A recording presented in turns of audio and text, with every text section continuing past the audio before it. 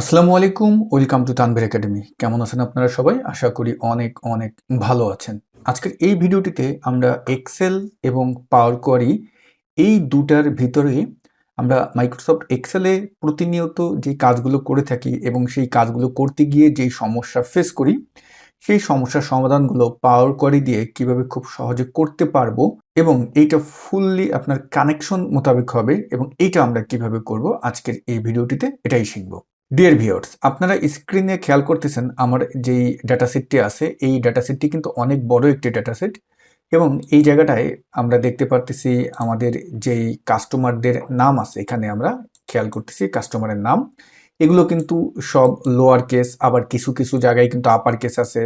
কিছু নামের প্রথম ওয়ার্ড আপনার proper case, lower case, upper case, এই টাইপের ধরুন বিভিন্ন সমস্যা আমাদের মাইক্রোসফট এক্সেলে আমরা যদি বাইরে থেকে কোনো ডাটা কালেক্ট করে থাকি সেটা পেয়ে যাই।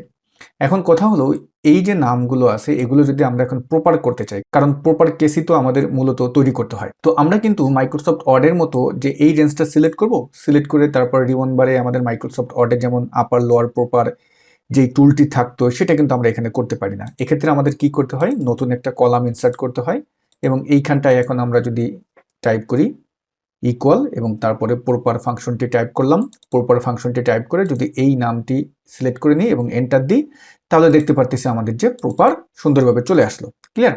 এখন আবার এক্ষেত্রে যে প্রবলেমটা হবে যে এইখানটায় আমাদের কি করতে হয়, এই কলামটি যদি এখন আপনি ডিলিট করেন তাহলে কিন্তু এখানে রেফারেন্স এরর আসতেছে। মূলত হলো কি, যেহেতু এখানে আমরা ফাংশন ব্যবহার করেছি, এই যে দেখুন এই ফাংশনটার রেফারেন্স কোথায় আছে, এখানে আছে। তো এই রেফারেন্সটা যখন আমরা ডিলিট করে দিচ্ছি, এই রেফারেন্সটা ডিলিট করার কারণে এই জায়গাটায় কিন্তু ও যখন রেফারেন্স খুঁজে পাচ্ছে না তখন কি হচ্ছে, এরর আসতেছে।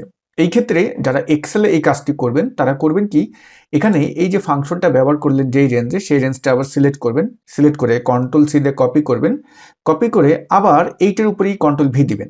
কন্ট্রোল ভি দিলাম এবং এই নিচে দেখতে পারবেন একটা ছোট্ট টুল আসবে, এই যে নিচে দেখুন এইটা, এই টুলটার কি করবেন, এই অ্যারোতে ক্লিক করবেন, তারপর এখানে 1 2 3 অর্থাৎ ভ্যালুতে পেস্ট করে দিবেন। এবার হলো কি, জাস্ট কাস্টমার নেমটা এখানে আমরা পেস্ট করে দিই এবং এইখান থেকে আমি এখন এটাকে ডিলিট করে দিই। দেখুন এখন আর কিন্তু কোনো প্রবলেম হচ্ছে না। ওকে, এইটা আপার লোয়ার প্রপার একই নিয়ম, কিন্তু আপনি যদি লোয়ার ফাংশন টাইপ করেন এমনভাবে আসবে, আপনি যদি আপার করেন ঠিক এমনভাবেই আসবে। এই তিনটার কাজ কিন্তু একই ধরনের।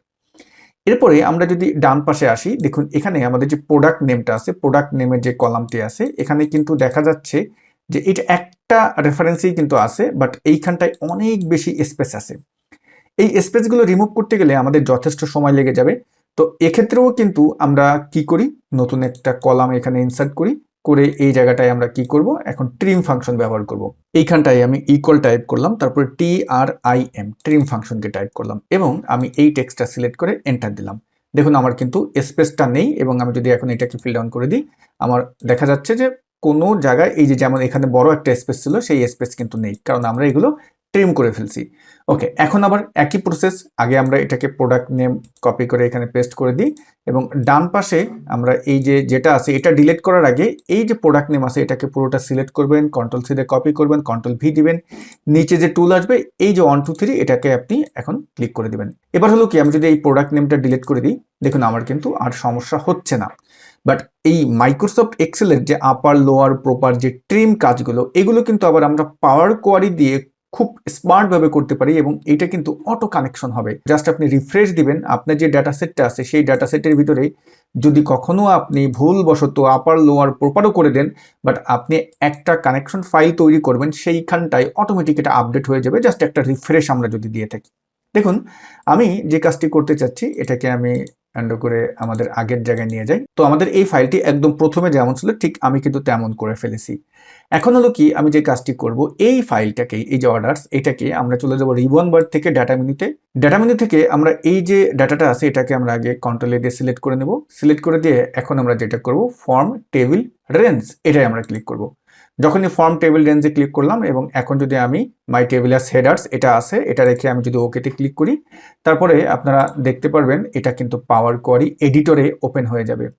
এবার হলো কি, এই পাওয়ার কোয়ারি এডিটরে ওপেন হয়ে যাওয়ার পরে আমরা এখানে যে কাজগুলো করতে চাচ্ছি সেই কাজগুলো এখন শেষ করব। কি কি করতে চাচ্ছিলাম দেখুন, আমাদের এখানে যে কাস্টমার নেম জাস্ট এটা সিলেক্ট করব, আমরা কোনো ফাংশন ইউজ করব না কিন্তু। এবং এখান থেকে আমরা রিবন বার থেকে চলে যাব ট্রান্সফর্ম গ্রুপে, এবং ট্রান্সফর্ম গ্রুপ থেকে এখানে টেক্সট কলাম আছে, ফরম্যাটে আসবেন। দেখুন এখানে লোয়ার, আপার, ক্যাপিটালাইজ, অর্ড, ট্রিম, ক্লিন, মানে সবকিছু এখানে খুব সুন্দরভাবে আছে। জাস্ট আমরা এখন কি করতে চাচ্ছি, ক্যাপিটালাইজ এটা করতে চাচ্ছি, এটা আমরা দিয়ে দিলাম। ওয়াও, সুন্দরভাবে কাজ হয়ে গেল। এখানে অনেক সুন্দর সুন্দর ব্যবহার আছে, যে কাজটা আমরা ট্রিমের ক্ষেত্রে করেছিলাম ট্রিম ফাংশন দিয়ে, সেটা কিন্তু আপনি এখানে দেখুন ট্রিম আছে, আপনি চাইলে কিন্তু ট্রিমের কাজটাও এখানে বসে করে নিতে পারবেন। তারপরে এখানে আরেকটা টুল আছে ক্লিন, ক্লিন নামেও কিন্তু এক্সেল একটা ফাংশন আছে, এই ক্লিনটা দিয়েও আপনি কিন্তু সুন্দরভাবে আপনার কাজটা করে নিতে পারবেন। ক্লিন বলতে কি, আমরা যেমন বিভিন্ন ওয়েবসাইট থেকে অনেক সময় যে ডাটাগুলো আনি, তখন দেখা যায় যে ওখানে কিছু যেই সিম্বলগুলো থাকে, যে আমরা ক্রস মার্ক, তারপর হলো স্কোয়ার ব্র্যাকেট, তারপর হলো কিছু সিম্বল থাকে, যে সিম্বলগুলো এক্সেলে আপনি কিন্তু ক্লিন ফাংশন দিয়েও রিমুভ করতে পারেন, আর পাওয়ার কোয়ারিতে কিন্তু ওই কলামটা সিলেক্ট করে ক্লিনে ক্লিক করলে ওটা কিন্তু খুব সহজে ক্লিন হয়ে যাবে। ওকে, আমি এখন এই ফাইলটি তো এক্সেলে নেব, তাই না? এখানে আমরা যে দেখবো যে আদৌ এটা আসলে আমি যে বললাম যে এটা আমাদের যে অটোমেটিক কাজ করবে কিনা, বা এরকম সমস্যা হলেও তারপরে আপনি কিভাবে কাজ করবেন। তো এই জন্য আমরা এখন হোম মেনুতে যাব এবং ক্লোজ অ্যান্ড লোড। তো এখানে আমাদের দুটি টুল আছে, একটা হলো ক্লোজ অ্যান্ড লোড এবং আরেকটা হলো ক্লোজ অ্যান্ড লোড টু। তো মূলত ক্লোজ অ্যান্ড লোড টু এইটা দিলে হলো কি, যে আপনি কোথায় এটাকে নিতে চাচ্ছেন, কোন জায়গাটায় করতে মানে এটা সেভ করতে চাচ্ছেন, সেইভাবেই কিন্তু এটা ইনসার্ট হবে। আর ক্লোজ অ্যান্ড লোড টু দিলে সরাসরি ও নতুন একটা শিট তৈরি করে ইনসার্ট হবে। যেমন আমি ক্লোজ অ্যান্ড লোড টুতে যদি দিই, দেখুন এটা তো অর্ডার্স নামে একটা শিট আছে, আর এটা কিন্তু টেবিল অন দিয়ে এখানে তৈরি হয়ে গেল।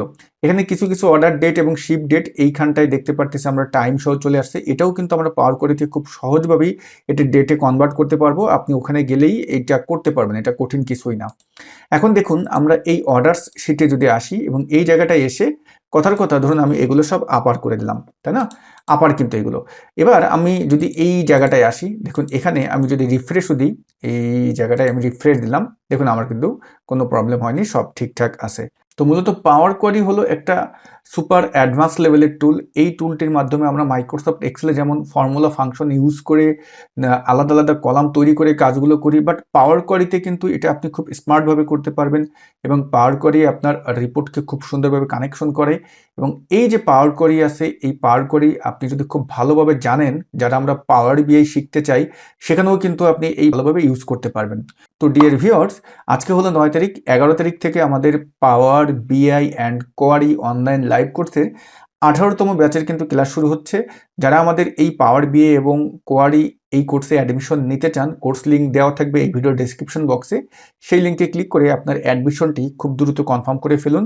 আমি আপনাকে এতটুকুন গ্যারান্টি দিয়ে বলতে পারি, আমাদের এই কোর্সটি যদি আপনি শুরু থেকে শেষ পর্যন্ত সুন্দরভাবে শেষ করেন, তাহলে আপনি পাওয়ার কোয়ারি সম্পর্কে একটা ভালো আইডিয়া পেয়ে যাবেন এবং আপনার প্রফেশনাল লাইফেও খুব স্মার্টভাবে কাজ করতে পারবেন। আর পাওয়ার বিআই সম্পর্কেও আপনি ভালো আইডিয়া পেয়ে যাবেন এবং আপনি পাওয়ার বিআইয়ের কিছু রিয়েল এক্সাম্পলও দেখতে পারবেন, যেগুলো দিয়ে আপনার ক্যারিয়ারের অনেক কাজে লাগাতে পারবেন। তো দেরি না করে এখনই অ্যাডমিশনটি কনফার্ম করে ফেলুন। কোর্স লিঙ্ক থাকবে এই ভিডিওর ডেসক্রিপশন বক্সে। সবাই ভালো থাকবেন। আসসালামু আলাইকুম।